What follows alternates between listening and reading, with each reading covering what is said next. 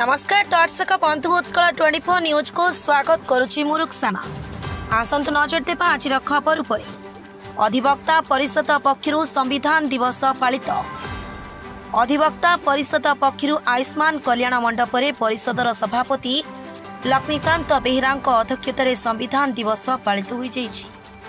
उक्त सभारे बालेश्वर विचार विभाग वरिष्ठ विचारपति विश्वजित दास मुख्य अतिथि भाव योगदान करी सांप्रतिक परिस्थिति संविधान सत आवश्यकता संपर्क में आलोकपात करते।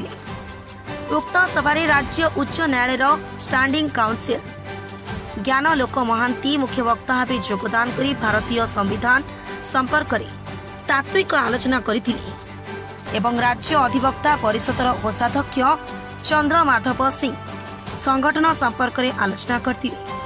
बालेश्वर जिलार वरिष्ठ अधिवक्ता चिंतामणि उपाध्याय प्रताप कुमार पंडा और सोर कोर्टर निरंजन जेना को पुष्पगुच्छ एवं उत्तरीय दे संबर्धित करा जायतिला। तत्सहित बालेश्वर आईन महाविद्यालय 3 जन छात्र छात्री को सम्मानित करा जायतिला। शेष में परिषद संपादक गोवर्धन साहू शेष कथा रखिबा सह धन्यवाद अर्पण करथिले। उक्त कार्यक्रम में अधिवक्ता परिषदर कार्यकर्ता परेश कुमार बेहेरा, बैलोचन दास, बसंत प्रधान, सत्येंद्र उमा शंकर राउत, राजा राम महापात्र प्रमुख शताधिक अधिवक्ता योगदान करथिले।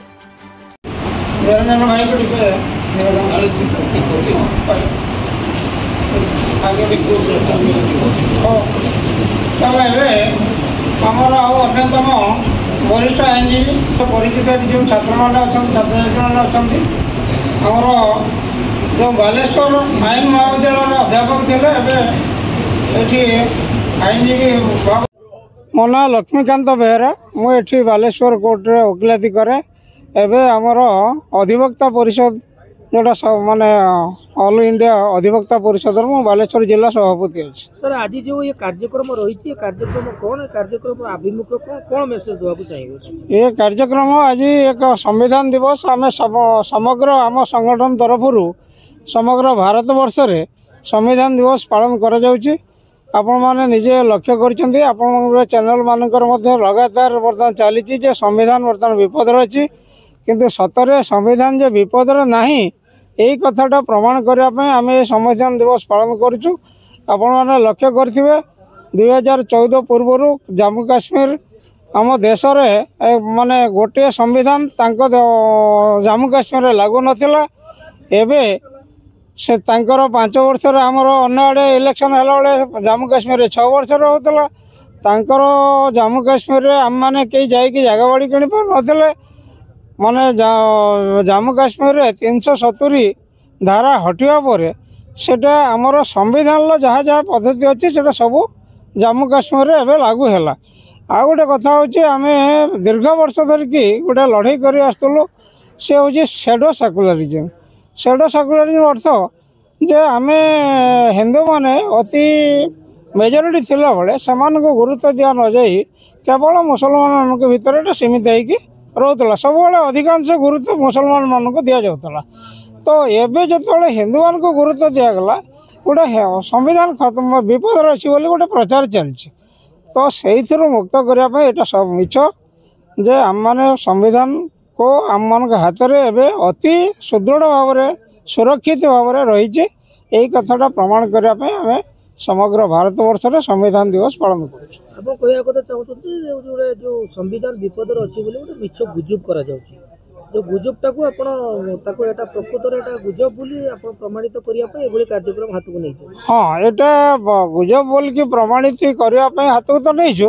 द्वितीय साधारण लोक मैंने जापार नथिले जे संविधानटा कौन संविधान कि धरणर आम विपद थिलु 1975 मसीह जो माने एमरजेंसी लागू होता समग्र देश रे सब वरिष्ठ नेतृवृंद छात्र जो माने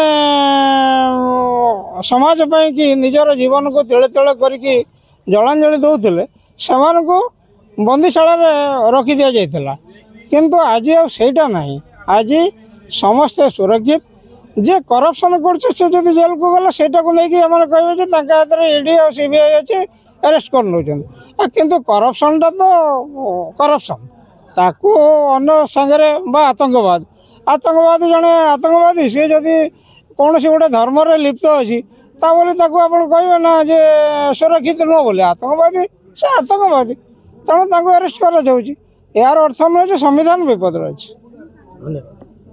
बालेश्वर त्रिलोचन महांती रिपोर्ट उत्कल 24 न्यूज।